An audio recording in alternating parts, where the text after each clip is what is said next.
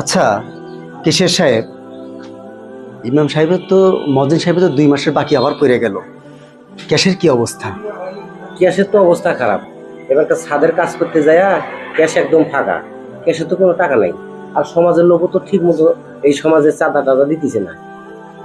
একবার তাহলে তো- 3 মাস 4 মাস যায়ও তো টাকা পাওয়া যাচ্ছে। তাহলে তো সমস্যা। এক কাজ করেন না কেন, চলেন আপনি আপনি আপনি আমি যাই, চলেন বাড়ি বাড়ি যায় দেখি। দেখি সমাজের কি অবস্থা, টাকা টুকা চাই দেখি। যদি না দেয় লোকজনকে ডাক দিয়ে একটা আমরা বৈঠক করি, একটা আলোচনা করি। হ্যাঁ, বসা লাগবে। চলেন চলেন। এই বাড়িতে দেখি। আসসালামু আলাইকুম, হাফিজের ভাই বাড়িতে আছেন? জি আছি। একটু বাইরে আসেন তো ভাই। ওয়ালাইকুম আসসালাম সভাপতি সাহেব, কি মনে করেন? বড় ভাই, আমরা আসছিলাম মসজিদ থেকে। ইমাম সাহেবের মজ্জিন সাহেবের বেতন 2-3 মাস আটকে গেছে। যদি আপনারা সবাই সমাজের লোক মাসিক চাঁদাটা দিতেন তাহলে ওনাদের বেতনটা আমরা দিতে পারতাম। ভাই ওনার তো হলো 3 মাসের টাকা বাকি। জি, 3 মাসের টাকা বাকি আছে। সভাপতি সাহেব, আচ্ছা ঠিক আছে, মানে এবার একটু সমস্যার মধ্যে আছি। ছেলে মেয়ে লেখাপড়ার টাকা দিছি, ডিভিএসের টাকা দিছি, আচ্ছা পরের মাসে আমি দিয়ে দেবো ওইটা। ঠিক আছে বড় ভাই, সবাই তো একই কথা বলতিছে। আমি এই জন্য সবাইকে ডাকছি, এই প্রাইমারি স্কুলের মাঠে আসেন, আপনাদের সবাইকে সাথে করে নিয়ে আমার একটু আলোচনা আছে, একটু আসবেন বড় ভাই। থাকেন, আসি। আসসালামু আলাইকুম। চলেন। আসসালামু আলাইকুম, আলামিন ভাই বাড়িতে আছেন? ওয়ালাইকুম আসসালাম। আরে সভাপতি সাহেব, এই সময় কি মনে করিয়া? আমাদের মসজিদের ইমাম সাহেবের মজ্জিদ সাহেবের বেতন 2 থেকে 3 মাস বাকি পড়ে গেছে। তা সমাজের সব লোকের কাছে যাইতেছি, আপনার এই সমাজের কালেকশনের টাকাটা যদি দিতেন তাহলে আমরা ওনাকে বেতন দিয়ে দিতাম। কি বলেন কেশিয়ার সাহেব? ওনারও তো বাকি আছে, ওনারও 3-4 মাসের বাকি। জি, 3 থেকে 4 মাসও আপনার বাকি আছে এই মাসের। সভাপতি সাহেব, আমার হাতে টাকা নাই, এই বিল্ডিং এর কাজ করলাম, ধান কাটামারি করলাম, আমি এখন টাকা দিতে পারবো না, হয়তো বা সামনের মাসে আমি দিতে পারবো।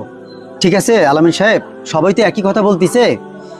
তা আমি পুরো সমাজের লোককেই বলছি, সবাই যেন একটু প্রাইমারি স্কুলের মাঠে আসে। সবাইকে নিয়ে আমাদের একটা আলোচনা আছে। হ্যাঁ, দয়া করে আপনি ফ্রেশ হয়ে মাঠে আসেন। ঠিক আছে সভাপতি সাহেব, অবশ্যই ইনশাল্লাহ যাওয়ার চেষ্টা করব। তাজুল মামা বাড়িতে আছো?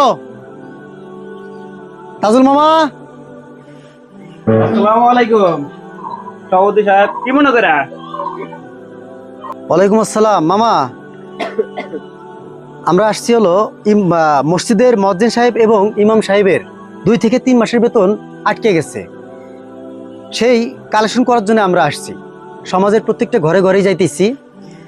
তা আপনার 2 থেকে 3 মাসের টাকা বাকি আছে।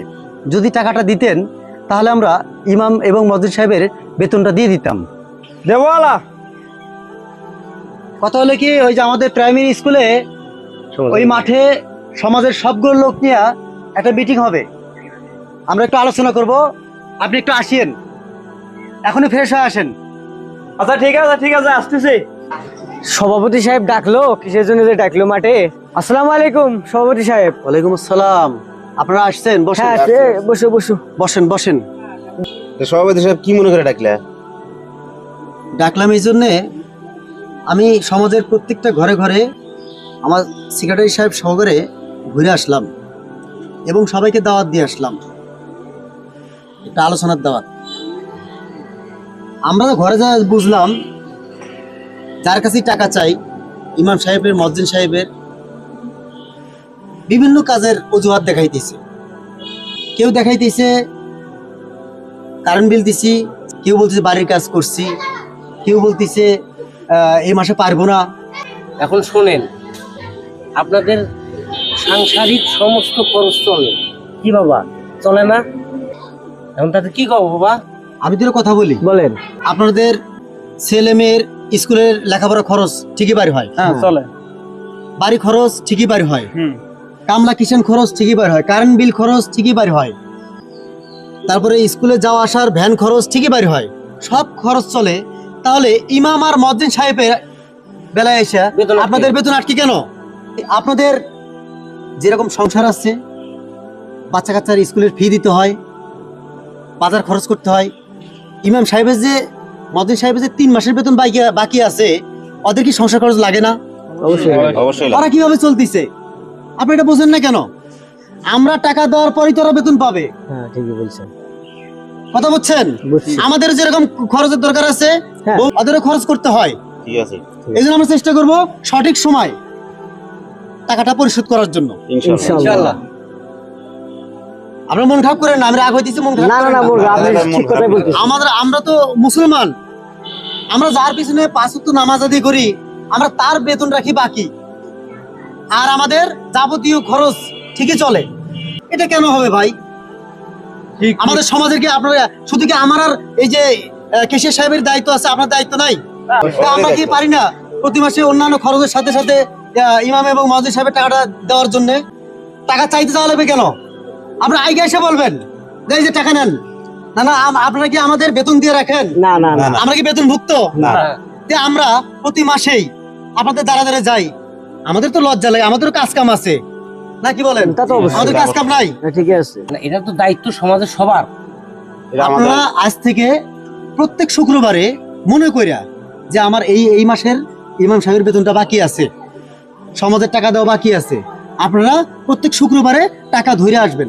আমার কথায় আপনাকে মন খারাপ করবেন না, আপনারাও শুধরান এবং আপনাদের প্রতিবেশীকেও উৎসাহিত করেন।